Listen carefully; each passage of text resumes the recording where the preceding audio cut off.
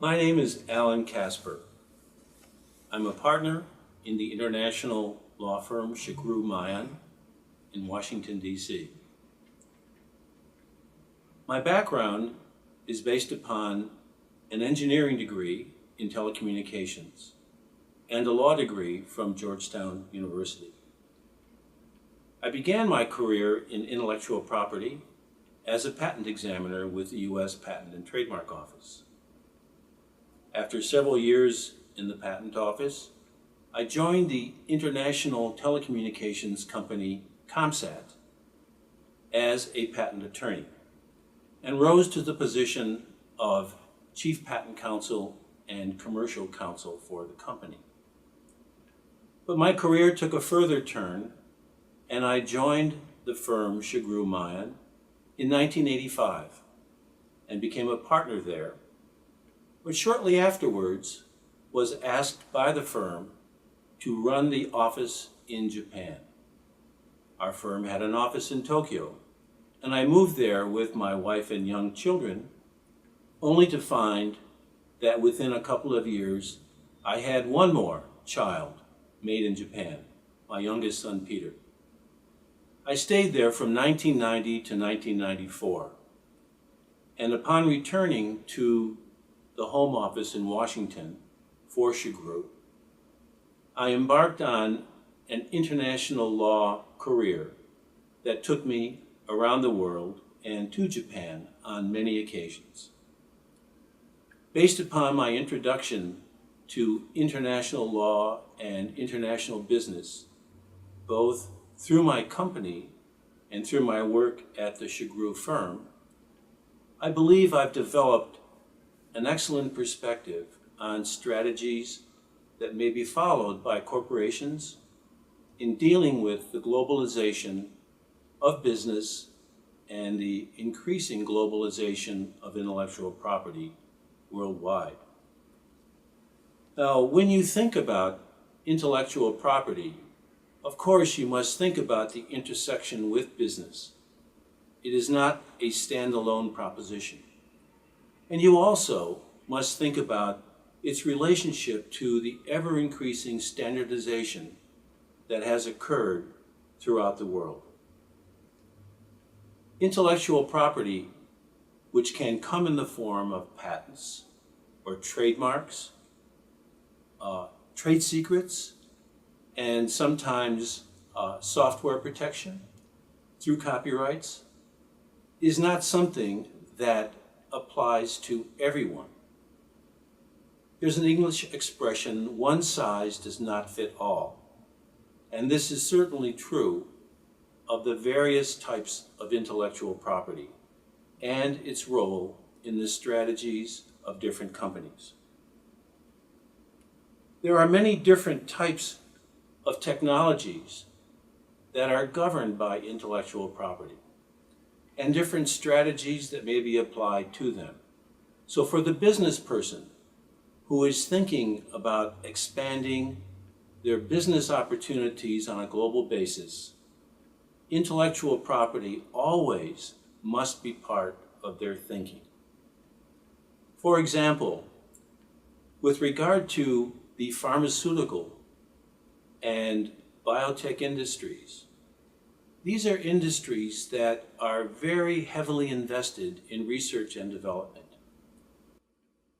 An enormous amount of work goes into the research, identifying possible products and possible innovations that can be used and commercialized, and further into making sure that these products can be used safely and successfully in the marketplace. This significant amount of investment can only be justified if there is adequate protection given to the innovations that eventually do become commercialized. Of course, that takes many years, and so the protection must exist for a reasonable period of time so that a return can be obtained on that significant investment. By contrast, if one looks at the IT industry, the telecommunications industry. We see technology moving at an incredibly fast pace. Unlike the pharmaceutical and biotech area, where one patent can cover the most important development that becomes a commercial success, in the IT world, small changes in software or in mechanical or electrical designs can design around a patent or other type of protection. Furthermore, the technology moves rapidly, and so the decision as to whether one should get patent protection, keep a trade secret protection, or find some other shorter and more reasonable form of protection is always a question that must be addressed by the businessman when he's deciding on the company's strategy. With regard to the IT world, this is extremely important because the technology moves so rapidly. On the other hand, we also have technologies involving mechanical devices, involving chemistry, and these two are somewhat in between. They take some time for development, but they also have a much longer life. And so the type of protection that would be appropriate may be different from that for the biotech and pharma invention or development and the IT development. Now, with regard to the different types of businesses that are interested in these technology sectors, we think, of course, of the large companies, the very large conglomerates that have very substantial resources. They have teams of technologists, of businessmen, of legal specialists that can provide the advice necessary to develop a global strategy. But of course, in some cases, the communication among these different departments is lacking simply because there is no understanding, cross-understanding of the benefits of the intellectual property protection. In my own company that I served for a number of years, the patent department was separate from the business side. And this, I believe, was unfortunate. I believe that today it is essential that the companies must have their businessmen and their IP specialists and their standards specialists talking together, working together with a shared understanding of how intellectual property can serve their joint corporate strategies. Now, in addition to the larger companies, we of course have what they call in the United States the engine of the economy, the source of jobs, and that is the SME, the small and medium enterprise. Now, for the large company, you might think, well, it's not of concern to us, but indeed, the strategies followed by the small and medium enterprises would be important because often the large company acquires the SME. And if the SME has the correct strategy for IP in connection with its products, then it's of greater value to the larger company. And you know, by the same token, in the United States, the work that's being done by research organizations, particularly universities, but also including the government research organizations, is extremely important to the health and future well-being of the society and industry in any given country. The resources that are developed and applied to the work of the universities and government research organizations can have the benefit of IP rights that come out of them. Now, those IP rights can be extremely important to the large company and to the SME because the government or university cannot develop them. They cannot exploit them.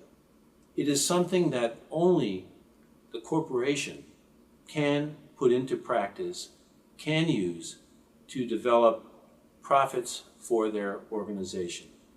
And so it's important that the strategy for the future considers the developments made by all of these different organizations, including the SMEs and universities, because this will lay the foundation for rights that can be monetized either by licensing or, more importantly, by protection of the products that are being made in any organization or by any organization or in any particular country. Now, how does this occur? There has to be some education of the different components, whether it's in a large corporation or an SME. The SME, for example, needs to know that its new developments, the thing that will create jobs, that will sell new hot products on the market, has to be protected in some way, whether it's pharmaceutical or IT or chemical. There has to be protection for two very solid reasons. The first is, of course, protection against competition. You have to be able to stop someone from copying your innovation and thereby destroying the sales and profits that you can have for your product. But more importantly, particularly for the SMEs, but maybe even for the larger corporations, it is important to have the protection because every investor wants to know what protection do you have for your core industry. What protection do you have for your products? And in the absence of intellectual property protection, the investments made by the banks or by other investors would not be as easy to obtain because they might be concerned that your new development can easily be copied without the protection of intellectual property. Now, in the IP world, we see globalization as being an inevitable event. There certainly is a huge movement towards globalization of protection, of quality, of standards governing the rights that are being provided by intellectual property around the world. A problem we see today, and perhaps this is why business often ignores intellectual property on a global basis, is that the rights are not standardized. The procedures are not harmonized. And we find that one cannot rely upon a solid right that can be acquired around the world because of differences in both the acquisition as well as the enforcement of those rights. But there is good news because today the governments, including the US Patent Office, the Japanese Patent Office, and other of the large offices around the world, have undertaken to work with industry, including interests in the United States and in Japan. The organization JIPA, or Chizaikyo, has been instrumental in participating in the development of these harmonized, substantive, legal, and procedural developments. And I've been fortunate to be a part of that whole process. So, for example, there is the ability to harmonize the patent laws around the world.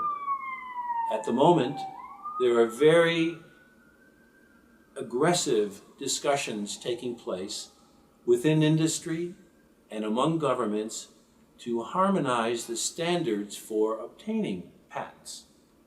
This is important because the investment in patents is very expensive, and anything that can be done to reduce the cost of obtaining a patent and the time required to get a patent and to ensure the quality of the patent so that rights are certain would be an extremely important development.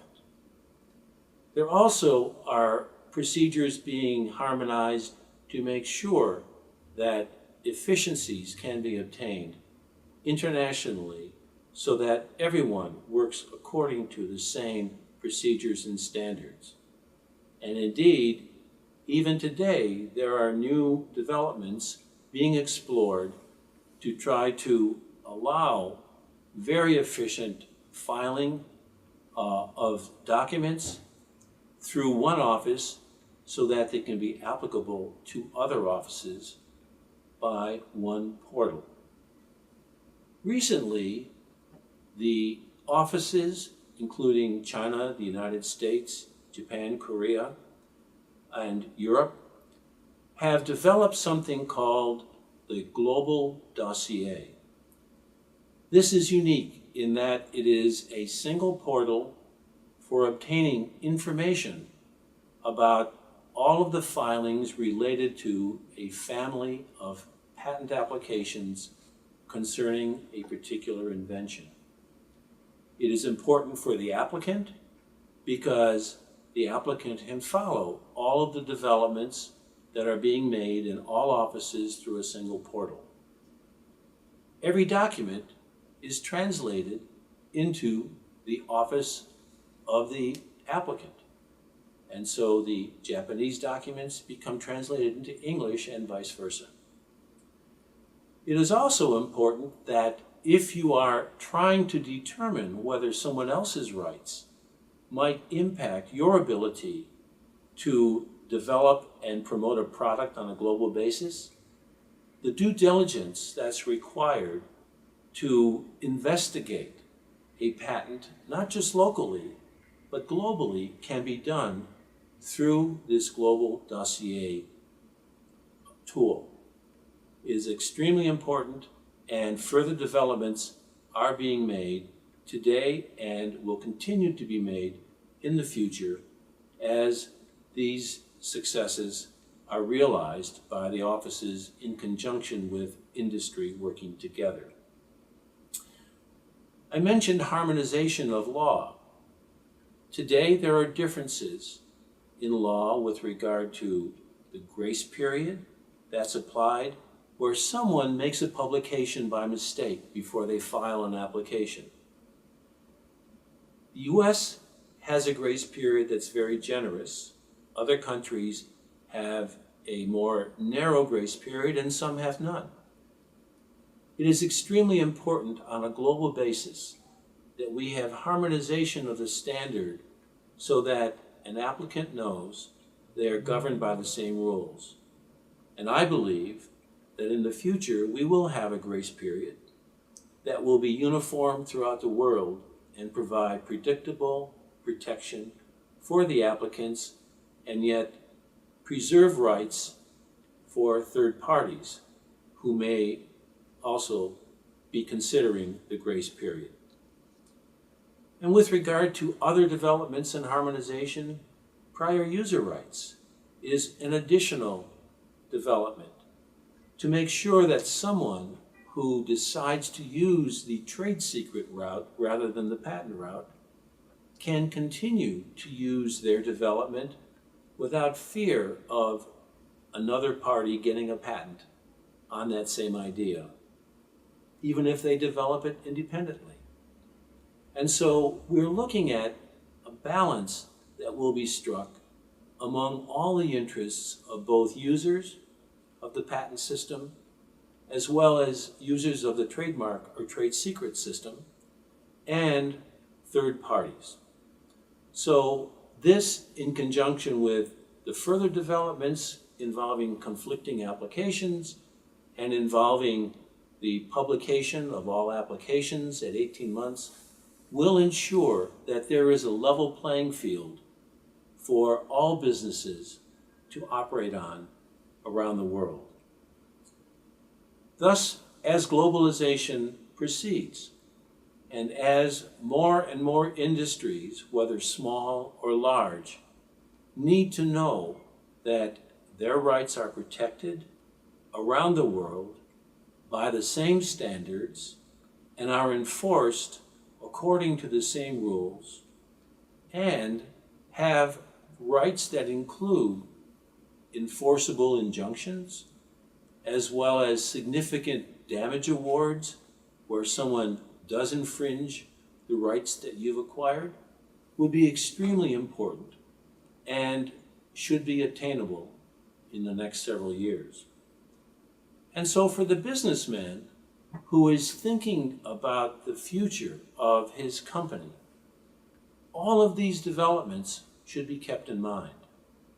It is important to think not only about the developments that will take place tomorrow, but the developments that will take place 10 and 15 years from now, because the lifetime for many of these intellectual property rights are actually 15 to 20 years as a practical matter.